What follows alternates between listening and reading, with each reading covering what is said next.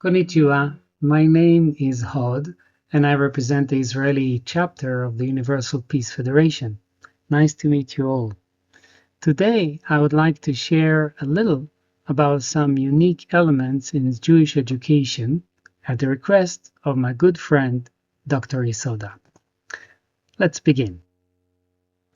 Although Jews make up less than a quarter of 1% of the world's population, they account for about 20% of Nobel Prize winners. Think of Albert Einstein, the father of relativity, Niels Bohr, pioneer of quantum mechanics, and Richard Feynman, Nobel laureate and inspiring physics teacher. This raises a fascinating question. What is special about Jewish education? Unlike systems that emphasize routine memorization, Jewish education begins early, often at the age 3, in what's called the Cheder. From the very beginning, children are encouraged to ask questions, even to challenge their teacher. Learning is centered on sacred text, especially the Torah and Talmud, but always in discussion with others. It's very social, dialogical process. The Cheder was the traditional Jewish elementary school.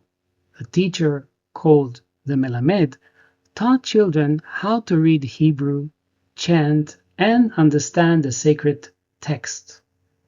One charming tradition was to place honey on the letters so that the child's first taste of learning would literally be sweet.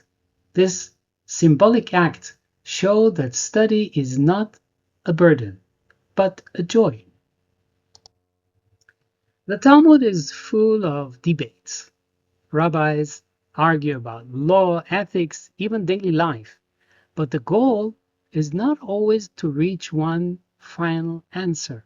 Instead, the debates themselves are valued. This teaches students to think critically and creatively, to see multiple perspectives, and to sharpen their reasoning. A famous Jewish study method is Chevruta, or paired learning. Two students study a text together, asking each other questions, debating, sometimes even shouting. It's very active and interactive. This builds strong communication skills and sharpens the logic. In Jewish culture, questions are considered holy. Even children are expected to ask. For example, on Passover night, the youngest child asked, "Why is this night different from all the other nights?" This ritualizes curiosity. The message is, learning begins with a question. In Japan, traditional education emphasizes memorization, discipline, and social harmony.